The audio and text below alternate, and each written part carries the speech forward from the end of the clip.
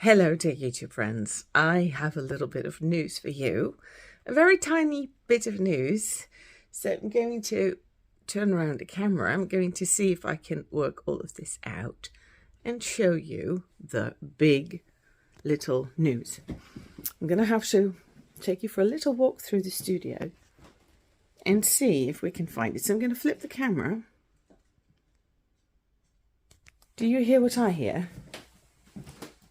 There is something in my studio. There it is. Hello. Hello. Look at that. This is... You got a kiss from Rover. Ow, ow. Rover is a puppy. Got puppy teeth. He wants to puppy bite everything, and he just came into the studio for the first time. We puppy proofed the studio yesterday evening, and in one evening was a lot of work, and I bought him a treasure chest full of toys, and I just gave him his first one, the orange, well, dragon thing, and he's approved of it, and now he's killing it. Yeah, he likes the label best of all. And well, so this is studio assistant number 2. Tibbet is still with us, so please don't worry about that. My giant schnauzer is still with us, but we felt like adding a new puppy, and this is a reason why I haven't been very active for a while now, so I'll just keep talking a bit and aiming my camera on him. So what kind of dog is he? He's small. He won't be as big as Tibbet is. Tibbet is a giant schnauzer, and well, you know, I have a problem with my ankle, with my foot, has irreparable damage. So for me, it's very heavy to walk with a big dog, because, you know, when he pulls on the leash, it's just very hard for me to do that. So oh, he's exploring, and I think I've made sure that everything that could hurt him, like electricity cables and stuff, is out of the way. Paint and glues, they were all right underneath my kitchenette, right under there. I had boxes of glue and paint, acrylic paint, and I took that away. And I took it upstairs into the attic, and as you see, I used some gaffer tape on the cat flap to prevent both the big dog from sticking through his head and the small dog from escaping.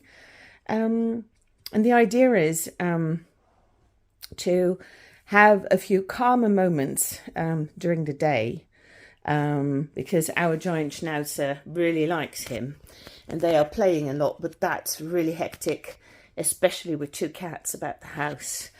And this place is where I can isolate him from Tibbet, and then have moments to work with him solo, but also hopefully when the pup gets a little bit calmer, that I can read a book, or, you know, do some email, or, you know, work maybe. Although maybe that's going to take another few weeks before I can really, you know, focus for a longer period of time. But yeah, we wanted to make this separate space so that I can keep the dogs apart, because when they are together, what they really want to do is turn the house into sort of like a war zone, because they won't stop playing. If one doesn't challenge the other will challenge the one, and vice versa, and vice versa, and vice versa, and telling them no doesn't help very much yet. It's going to take some training. It's going to take some new skills of ours to... Nate. Rover, Nate. Okay, so he already listens to his name. He can already sit down, and he knows when I have my evil witch name. He really knows that if I speak my evil witch voice, I mean, that's the moment he needs to quiet down. So he's learning quickly. He's not going to be big. It's going to be a small dog. Sorry, I hope it doesn't make you sick, these movements of the camera. He is a mix between a Patterdale Terrier, which are hunting dogs from the UK, and they're also a recognised breed in the United States. They're not a recognised breed here. And the father was a toy poodle, and I never knew how small a toy poodle was. I saw one for the first time in my life when we went to pick up Rover. My God, they are small. So, well, I think he's already bigger than his dad is, and we think he's going to be, size-wise, probably a Jack Russell Terrier, but then a bigger one. Taller feet, taller legs, and yeah, he's maybe, we think it's going to be about that size. What he lacks in size in comparison to Tibber, he makes up for it in his character. He is a terrier, and yes, sometimes we call him Terror Terrier. So we've certainly got to. We've had lots of dogs in the past, dogs with behavioural issues as well. So we do know a thing or two about dogs, but still, for this one, we need to learn new skills, because he's challenging everything we thought we knew about dogs. We're going to have to learn it all over again. So yeah, but we are learning, and I'm hoping this is going to be a success. And what I'm also hoping is that inside the house with the other dog around, he just won't, after playing, he won't lie down and take a nap or something. He just keeps on going because he's constantly stimulated. So, and the big dog gets really tired because he is being entertained all day long. Entertained as in bits in his heels and ankles, and bits in the cheeks and the neck. So I'm hoping that this is going to be a better way of, giving them each a little bit of time to be on their own and play on their own and rest. Although the big dog, Tibber, is now inside the house and he's sleeping on his own designated sofa. And that's what he used to do before Rover came.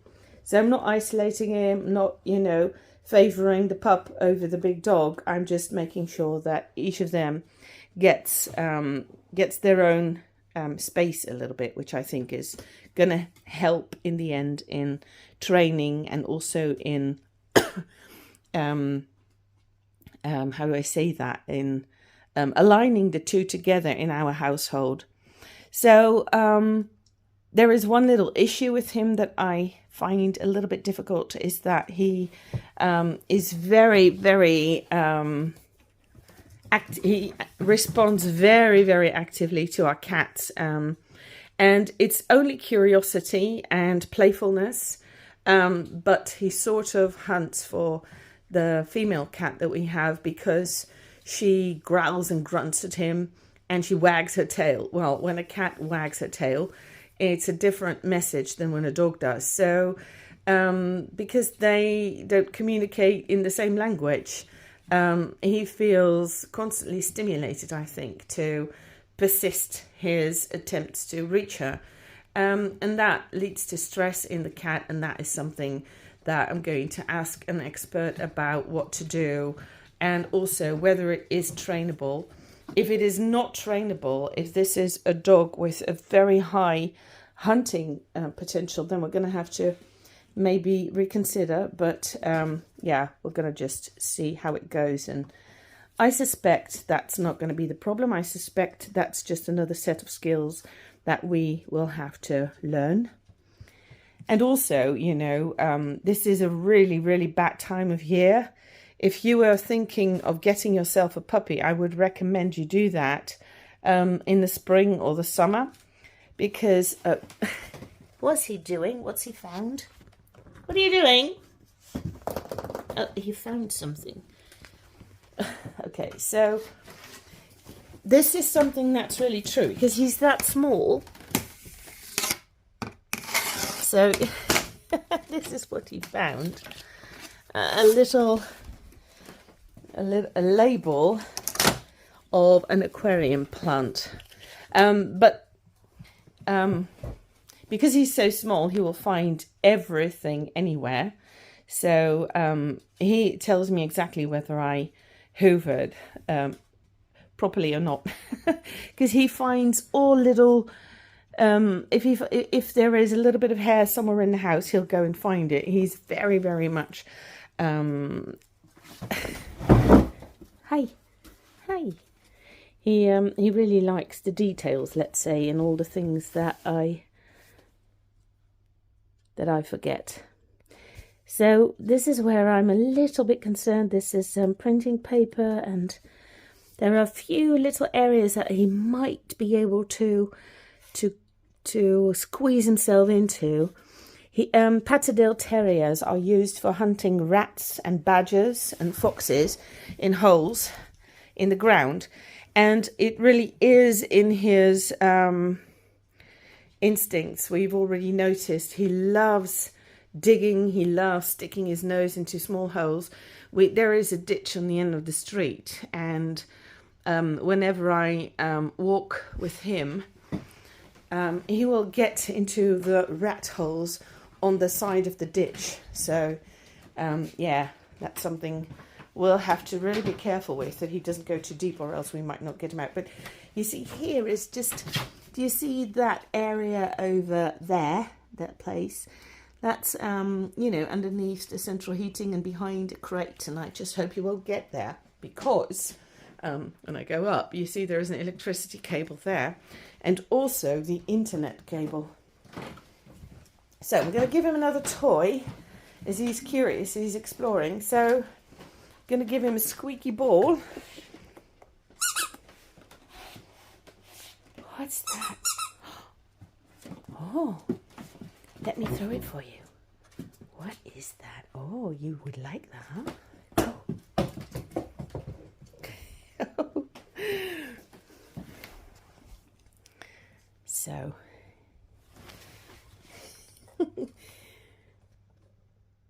Yeah. Yes. So, right. So we've got, so I got a whole crate of toys for him. So I'm going to give him 2 today, and then I've already bought a little thing for him that he could sleep in if he ever gets to that point. And yeah, I hope that bringing him here into the studio is going to allow me a little bit of time to get back to work and still raise a puppy. Yeah, so it's been a bit hectic in the past weeks, and I'm expecting that it will stay that way for a while.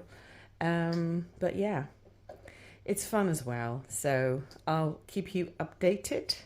Now there's a lot of sunlight flooding in, so with all the backlight, it's very difficult to get a nice view on him. But anyway, I hope you like this little piece of news, and well, I'll turn around the camera.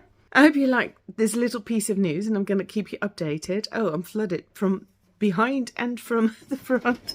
Sorry. So I'm going to keep you posted on the developments of Rover and everything that's going on with him, and on some studio work. I'll show you a little something I did today. I am doing 5-minute fountain pen sketches, and then later on, if I find the time, I'll use a water brush to sort of, well, add a lot more detail and colour patches. So today I did Spinoza, and it's kind of great to do Spinoza because nobody knows what he looked like. All the portraits that exist of Spinoza are guesses, and some portraits have been found and they are believed to be Baruch Spinoza, but they're not sure. So anyone in the whole world can draw Spinoza even without seeing him. So that's why I picked him. No, but that's what I'm doing these 5-minute sketches to keep myself creatively entertained and busy, and to have a little bit of creative outlet, because having a puppy is a very time and energy consuming activity, as those with dogs who've had puppies will definitely understand.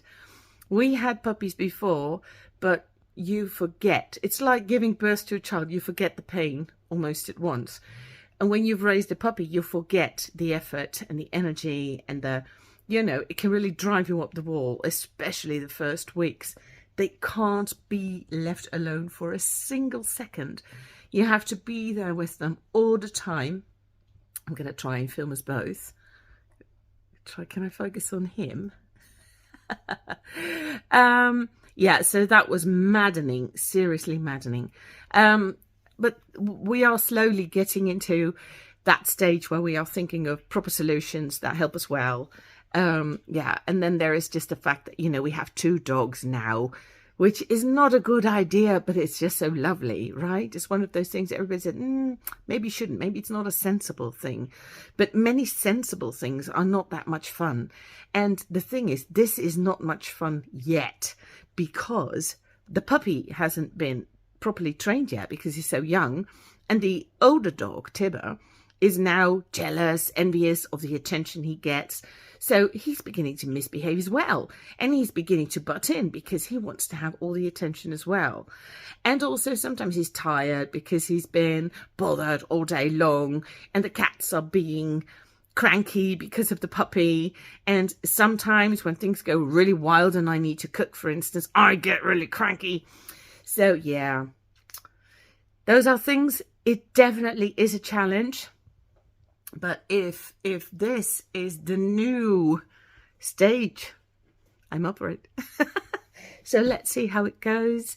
And also, this is in 1 minute and the next minute can be totally different. That's with puppies. You never know what you're going to get next. Box of chocolates, puppies. Everything is the same. So I'll get back to you with Rover updates, with studio updates, and there is a lot to tell about my work and a lot to share with you guys. But I'm going to do that in the next videos, I think, because right now I just need to enjoy Rover for a little bit.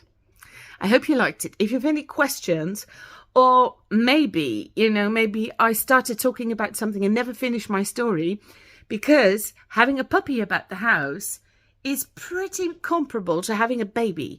Your brain doesn't function fully anymore because you're completely absorbed by taking care of the puppy and all the things that are involved in the process. So if I forgot to finish my story, please remind me, because I can't help it. This is my brain. It's not fully functioning at the moment. Thank you very much for watching, and I'm looking forward to seeing you again in the next video. See you then. Bye.